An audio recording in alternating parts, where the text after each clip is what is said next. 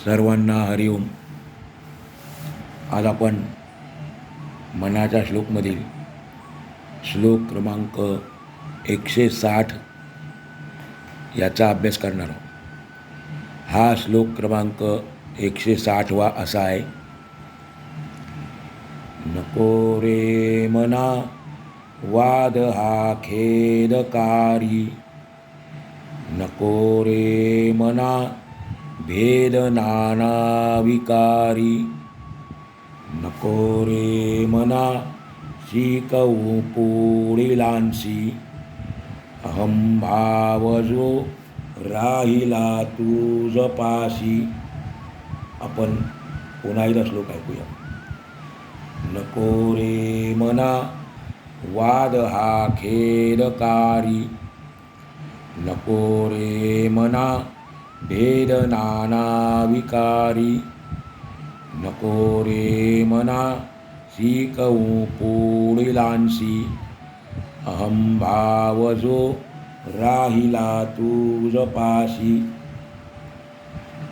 या श्लोकामध्ये काही शब्दांचे अर्थ आहेत ते आपण पहिले पाहू. पहिला चरणा शब्द आहे खेदकारी, म्हणजे अतिशय वाईट. अतिशय वाईट शब्दशः अर्थ आहे दुःख देणारे. दुःख देणारे, खेद म्हणजे दुःख, आणि त्यामुळे खेदकारीचा अर्थ आहे दुःख देणारे. दुसऱ्या चरणा शब्द आहे भेद. भेद म्हणजे आपापसात फूट. आपापसात फूट, दरी. आपण म्हणतो दरी पडली म्हणजे फूट पडली. आणि जे 4 प्रकार आहेत समजवण्याचे, त्यातला हा चौथा प्रकार आहे.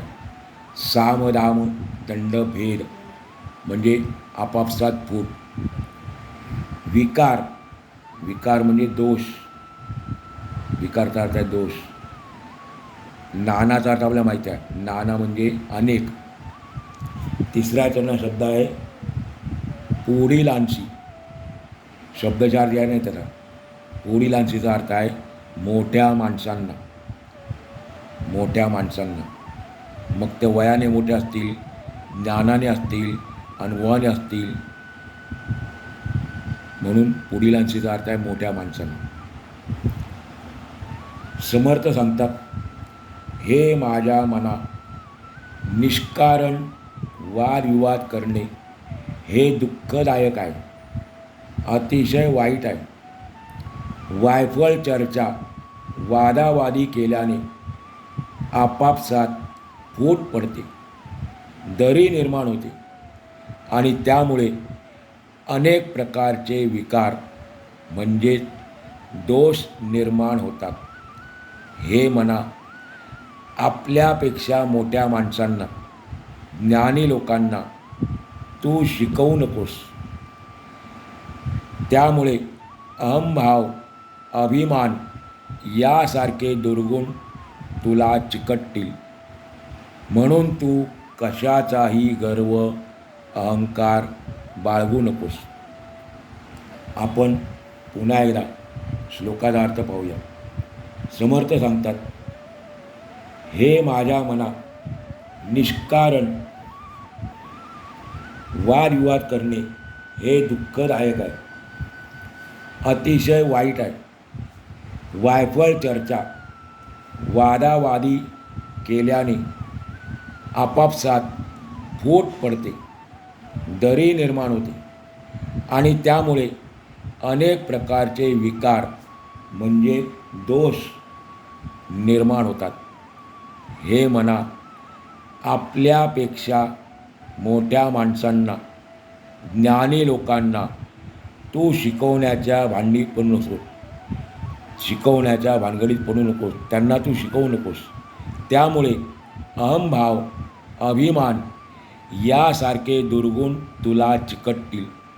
म्हणून तू कशाचाही गर्व, अहंकार बाळगू नकोस.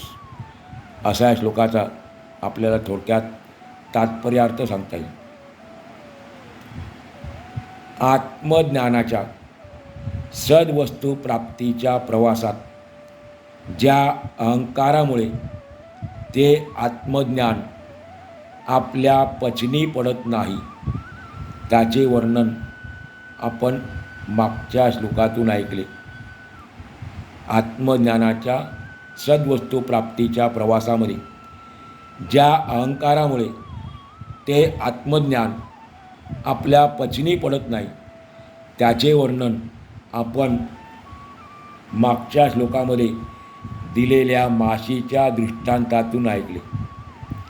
सद्वस्तू प्राप्तीसाठी, आत्मज्ञान प्राप्तीसाठी आपण सत्संग करतो, संत संगती करतो. त्यातून जे ज्ञान प्राप्त होते, त्यातून उत्पन्न होणारा अहंकार कोणत्या स्वरूपाचा असतो? अंतःकरणातला अहंकार आपल्या बोलण्यातून, आपल्या कृतीतून, आपल्या जीवनात कसा व्यक्त होत असतो, त्याचे वर्णन स्वामीजी आजच्या या श्लोकातून करत आहेत. वादे वादे जायते तत्वबोधः, वादे वादे जायते तत्वबोधः असे शास्त्रवचन आहे. त्याचा अर्थ काय? सत्याचा शोध हा वादाचा मूळ हेतू आहे. सत्याचा शोध हा वादाचा मूळ हेतू आहे. वादविवादातून तत्वाचा म्हणजे अंतिम सत्याचा बोध झाला पाहिजे. पण आजकाल चालणारे वादविवाद हे कोणत्याही तात्विक पातळीवर होत नाही. त्यामुळे त्यातून खेद, दुःखच निर्माण होते. आपला अहंकार वाढीस लागतो. आजकाल आपले जे चाललेले आहेत वादविवाद, वाद म्हणजे भांडणं, त्यातून दुःख निर्माण होते आणि आपला अहंकार वाढीला लागतो. आपल्या अंतरंगात असलेला अहंकार जो आहे हा दोन प्रकारे व्यक्त होत असतो. पहिला म्हणजे आपल्या वाणीतून, आपल्या प्रत्येक शब्दातून अहंकार प्रकट होत असतो. आणि दुसरा प्रकार म्हणजे आपल्या देहबोलीतून. जरी आपण बोललो नाही मुखावाटे शब्दांनी, तरी पण बऱ्याच वेळेला आपल्या देहीबोलीतून, आपल्या चालण्याच्या पद्धतीतून, आपल्या प्रत्येक कृतीतून अहंकार व्यक्त होत असतो. एखाद्या गोष्टीची प्रतिक्रिया देत असताना आपल्याला तो अहंकार जाणवत असतो. आपल्या अंतःकरणात असलेला, लपून बसलेला हा अहंकार आपण कोणीतरी इतरांपेक्षा वेगळे आहोत याची आपल्याला सतत जाणीव करून देत असतो. हा अहंकार प्रत्येकाच्या अंतःकरणामध्ये लपून बसलेला आहे आणि प्रत्येकाला आज असं वाटते आहे की मी इतरांच्या पेक्षा वेगळे आहोत. हा लपून बसलेला अहंकार आपल्याला जाणीव करून देत असतो आणि त्याप्रमाणेच मग आपली कृती होत असते. आत्ता आपण ऐकलं तसं आपल्या बोलण्यातून, आपल्या शब्दातून, आपल्या चालण्याच्या पद्धतीतून हा अहंकार प्रकट होत असतो. अशा वेळी आपण लोकांना आपल्याजवळ असलेले ज्ञान, आपण मिळवलेले ज्ञान शिकवण्याचा प्रयत्न करतो. आपल्या अंतःकरणात लपून बसलेला अहंकार आपण कोणीतरी इतरांपेक्षा वेगळे आहोत याची आपल्याला सतत जाणीव करून देत असतो आणि मग त्याप्रमाणे आपली कृती होत असते. अशा वेळी आपण लोकांना आपल्याजवळ असलेले ज्ञान, आपण मिळवलेले ज्ञान शिकवण्याचा प्रयत्न करीत असतो आणि या अहंकारातूनच वाद जन्माला येत असतो. समाजात वावरताना तर अनेक पातळीवर आपण अहंकारापोटी निर्माण झालेले वाद रोज पाहत असतो. अगदी आपल्या घरापासून वाद सुरू होतात. भावाभावांमध्ये, पती पत्नींमध्ये, वडील मुलांमध्ये, मित्रामित्रांमध्ये काही ना काही कारणाने, कोणत्या ना कोणत्या निमित्ताने वाद घरामध्ये सुरूच आहेत. लहान सहान क्षुल्लक गोष्टीवरून सुरू झालेले वाद पुढे उग्ररूप धारण करतात आणि मग कौटुंबिक न्यायालयात जाऊन पोचतात. बऱ्याच वेळेला तर एकमेकांची हत्या करण्यापर्यंत वेळ जाते. असे कौटुंबिक वाद आपल्याला पाहायला मिळतात. काही वाद जे आहेत ते बौद्धिक पातळीवर सुद्धा सुरू आहेत. शब्दांच्या माध्यमातून एकमेकांना घालून पाडून बोलले जाते. एखाद्या कंपनीमध्ये किंवा कार्यालयामध्ये एखाद्या वरिष्ठ अधिकाऱ्याने एखादा निर्णय घेतला तर तो कसा हाणून पाडता येईल यावर चर्चा सुरू होती. त्याच्या निर्णयाच्या विरुद्ध तो निर्णय कसा बदलता येईल किंबहुना हाणून पाडता येईल यावर चर्चा सुरू होते. म्हणजे वाद सुरू होतो आणि पुढे त्या कामाचे श्रेय आपल्याला कसे मिळेल यासाठी प्रयत्न केले जातात आणि त्यातून पुन्हा वाद निर्माण होतात. सामाजिक पातळीवर तर वाद होत नाहीत, अशी आजच्या काळात एखादे तरी ठिकाण सापडणे कठीण आहे. सामाजिक पातळीवर सर्व ठिकाणी वाद होतात. आजच्या काळामध्ये एखादे तरी ठिकाण आपल्याला सापडणे कठीणच आहे. चालताना, प्रवास करताना आपल्याला एखाद्याचा चुकून नुसता धक्का जरी लागला, तरी लगेच आपल्या बायावर सरसावतात. आपल्याला सहन होत नाही. आपला अहंकार जागृत होतो आणि मग वाद सुरू होतात. वादातून पुढे भांडणं, असा सामाजिक वाद जो आहे आपण त्याचा अनुभव घेत असतो रोज. राजकारणातील वाद तर आपण रोज अनुभवत आहोत. त्या ठिकाणी राजकारणामध्ये कशा प्रकारे एकमेकांवर कुरघोडी करावी हे शिकण्याचे एकमेव ठिकाण म्हणजे राजकारण असे म्हटले तर ते वावगे ठरू नये. कोणतेही आपण चॅनल उघडलं, बातम्या सुरू केल्या की आपल्याला ही गोष्ट दिसते की कशा रीतीने एकमेकावर कुरघोडी करायची, वादाला तोंड फोडायचं आणि त्यामध्ये पुढे आणखीन वादविवाद वाढत जातात. असे हे वेगवेगळ्या प्रकारचे वाद आहेत. आजकाल परमार्थामध्ये सुद्धा अगदी क्षुल्लक कारणावरून वादविवाद सुरू आहेत. अध्यात्म ज्ञान जे आहे ते मिळवण्याच्या नादामध्ये बऱ्याच ठिकाणी वाद सुरू आहेत. मिळाल्यानंतरही वाद सुरू आहेत. परमार्थामध्ये सुद्धा अगदी आपल्याला त्यामध्ये देखील परमार्थामध्ये देखील क्षुल्लक कारणावरून वादविवाद सुरू झालेले दिसतात. वाद कोणताही असो, कोणत्याही क्षेत्रातला असो, त्यातून खेदच निर्माण होणार, दुःखच निर्माण होणार. म्हणून आपण अशा प्रकारच्या कोणत्याही वादात पडू नये की जेणेकरून आपल्या जीवनामध्ये खेद, दुःखच निर्माण होईल. आणि त्यासाठी वादाचे जे मूळ अहंकार आहे त्याचे आपण समूळ उच्चाटन केले पाहिजे. वाद का निर्माण होतात? अहंकारामुळे वाद निर्माण होतात.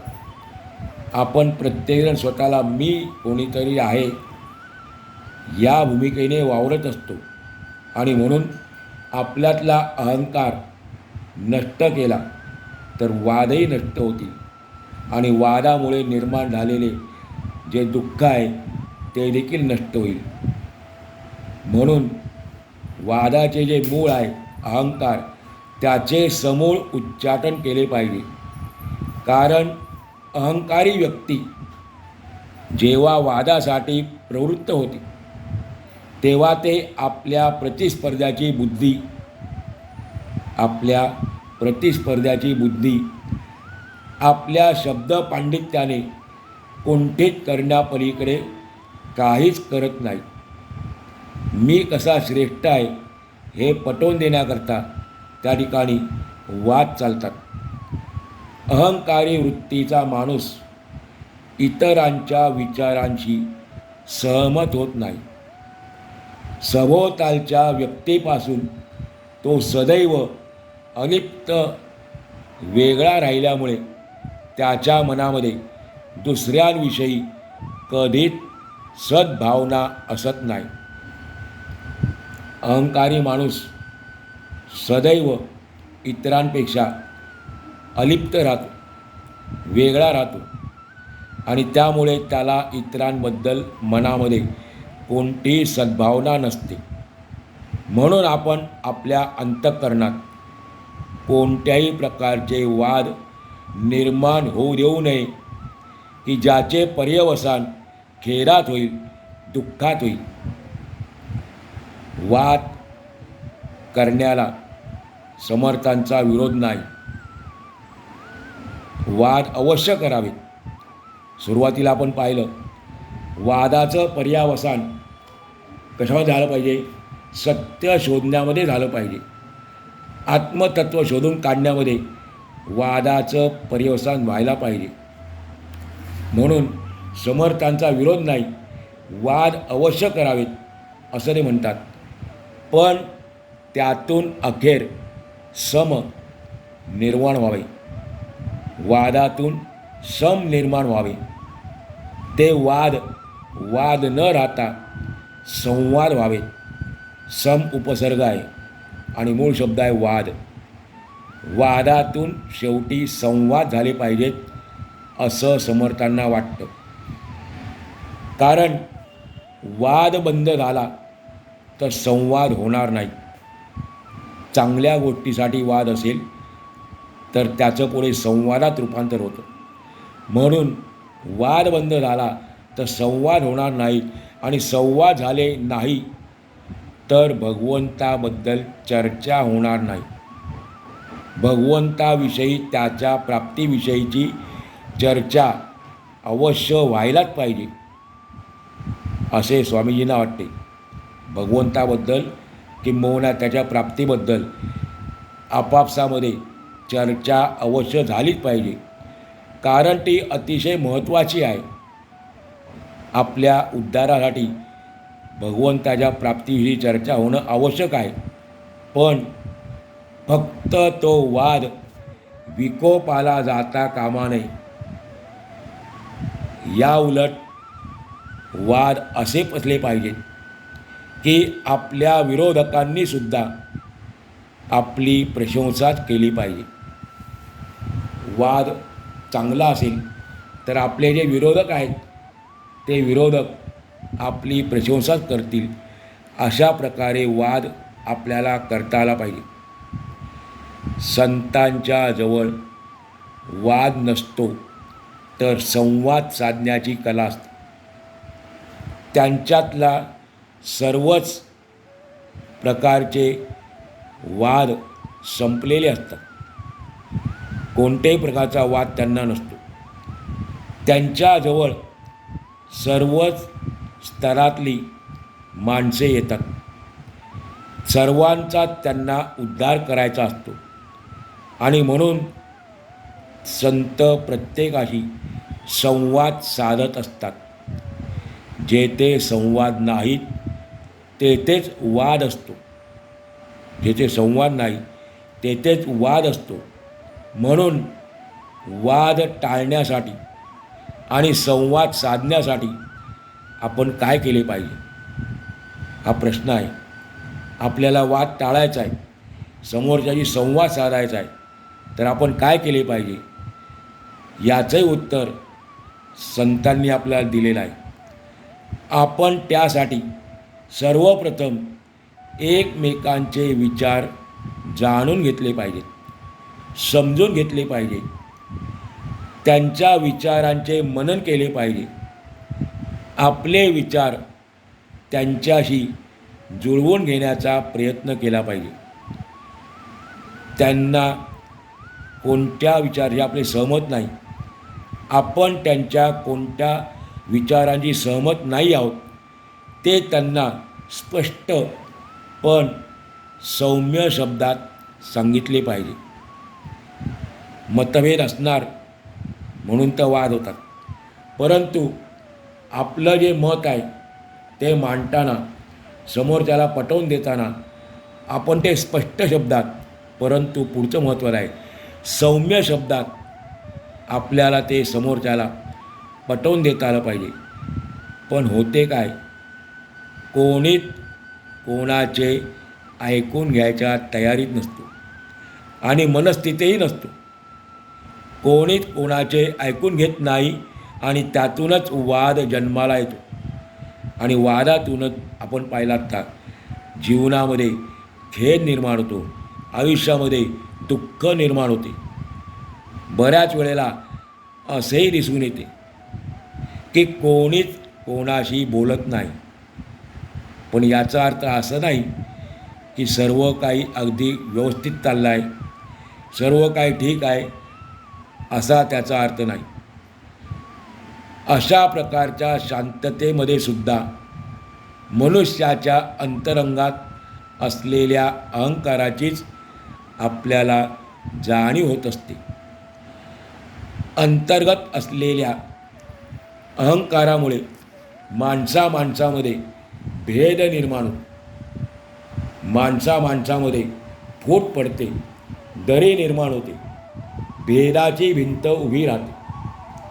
साधू संतांच्या ठिकाणी कोणत्याच प्रकारचा अहंकार नसल्याने त्यांच्यापाशी कोणत्याच प्रकारचा भेद नसतो. ना जातीपातीचा, ना गरीब श्रीमंतीचा, ना उच्चतेचा, ना नीचतेचा त्यांच्याजवळ अशा प्रकारे कोणताही भेद नसतो, भेदभाव नसतो. ते सर्वांना आपलं करतात, सर्वांना जवळ घेतात, कारण त्यांच्याजवळ समानता नावाचा गुण आहे. त्यांच्याजवळ आलेली अशी सदैव समानतेने वागतात. सर्वांची ते समदृष्टीनेच पाहतात, सर्वांकडे ते समदृष्टीनेच पाहतात. त्यांच्या मनातले सर्व विकार नष्ट झालेले असतात. अशा प्रकारे त्यांच्यात कोणताच दोष नसतो. आणि म्हणून स्वामीजी आपल्याला या श्लोकाच्या दुसऱ्या चरणातून सांगतात. आपल्याला याचा अर्थ तिथे शब्द आलेला आहे, नको रे मना भेद नाना विकारी. आपण आत्ता पाहिलं, दुसऱ्याला सांगत बसायचं नाही, उगीच भांडणाला मूळ निर्माण होतं. म्हणून आपण आपल्या मनालाच उपदेश करायचा. आणि म्हणून तर या ग्रंथाचं नाव आहे मनाचे श्लोक. आपण काय करतो, दुसऱ्याला सुधारायला जातो, पण आपण किती बिघडलेले आहोत याचा पण विचार करत नाही. आणि त्यामुळे पुन्हा एकदा काय होतं, वादाला तोंड फुटतं. म्हणून या ठिकाणी असं म्हटलेलं आहे, मनाला सांगतात, नको रे मना भेद नाना विकारी. या श्लोकाच्या पहिल्या तिन्ही चरणामध्ये स्वामीजींनी आपल्या मनाला उपदेश केलेला आहे. तिन्ही वेळेला शब्द आलेला आहे. सुरुवातीला नको रे मना, नको रे मना, नको रे मना, हे माझ्या मना तू असं करू नको रे, वाद करू नको रे. लहान मुलाला आपण कसं समजावून सांगतो प्रेमाने, तसं स्वामीजी आपल्या मनाला सांगतात, प्रेमाने सांगतात. जर आपण त्या मनाला अहंकार सांगायला गेलो तर ते मन आपलं ऐकणार नाही. आपण मागे पण ऐकलं होतं की लहान मुलाला आपण जर दाबण्याचा प्रयत्न केला तर ते जास्ती काय होतं, आपल्यातून बाहेर पडतं, सुटतं आपल्या हातून. म्हणून समजावून सांगायचं. त्यामुळे स्वामी सांगतात, नको रे मना भेद नाना विकारी. आपण समाजात पाहतो की अज्ञानी माणसापेक्षा ज्ञानी माणसालाच आपल्या ज्ञानाचा अहंकार जास्त असतो आणि त्या अहंकारापायी तो आपल्यापेक्षा जे मोठे आहेत, ज्ञानाने, वयाने, अनुभवाने, अशा मोठ्या माणसांना तो उपदेश करायला लागतो, तो त्यांना शिकवू लागतो. आणि त्यामुळे सुद्धा बऱ्याच वेळेला वादाची ठिणगी पडते. यासाठी समर्थ तिसऱ्या चरणात सांगतात, नको रे मना शिकवू पुढीलांशी. म्हणून आजच्या या श्लोकातून आपण सारांश काय शिकायचं, तात्पर्य काय घ्यायचं? आत्मज्ञानाच्या सद्वस्तूच्या प्राप्तीसाठी असलेला अहंकाराचा अडथळा आपण संत सज्जनांच्या सहवासात राहून दूर केला पाहिजे. कारण त्याशिवाय आपला अहंकार जाणार नाही. त्यासाठी सत्संगती हाच एकमेव पर्याय आहे. आज आपण या ठिकाणी आजचा पूर्ण करू.